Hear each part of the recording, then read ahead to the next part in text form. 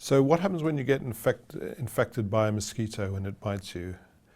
The virus obviously enters the body and replicates, but for some unknown reason, despite it doing that, only a small proportion, roughly 1/5 or 20%, then go on to develop illness. And the illness can vary in its severity to becoming a very mild illness or a fever and feeling quite unwell.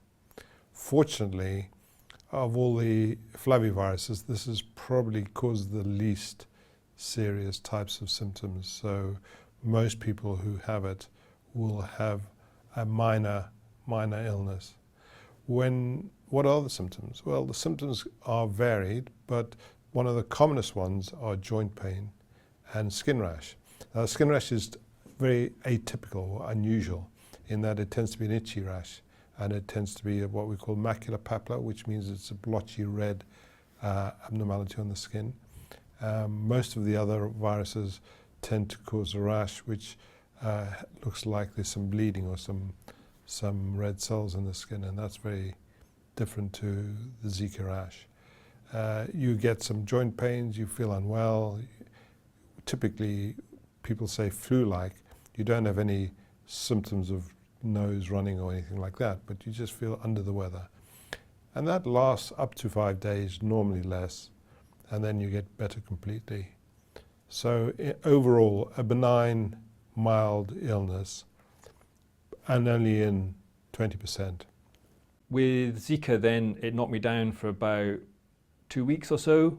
What I mean is I wasn't in bed for all that time, I was just in bed for about half a day, but the rest of the time I wasn't myself, I was not thinking sharply, felt tired, weak. It started one night, I was kind of feverish, the next day that had passed, but I had for a few days kind of shooting pains, kind of all over my trunk. It was a bit like shingles, but much milder. And then after that, I had a rash on my arms and legs, which wasn't painful or itchy or anything, but that lasted for a few days. And then after that, I had a kind of aching in my hands. And my wife's a medic, and that's when she got a bit worried because she thought maybe it was the onset of neurological complications. But that passed after about a day, and then I was just, still a bit weak and tired for a few days while I recovered. I did have dengue before as well, and it was a bit like that, but much milder. So after a few days, my wife thought, well, maybe that's Zika, and she got me tested at a lab, and it came back positive, obviously, but I didn't go to a clinic because, there's no specific treatment. I wasn't feeling that bad, so there didn't really seem much upside to doing that. So what are the complications of having the virus? I've talked about the minor symptoms, but there are some more serious ones, including that which occurs during pregnancy, where the virus invades the developing fetus and causes particularly brain damage. But it also seems to be able to set off the Guillain-Barré syndrome. Now, Guillain-Barré syndrome is a condition where you have nerve damage. It's called a polyneuropathy because it affects many nerves. It affects the sensory and the motor nerves.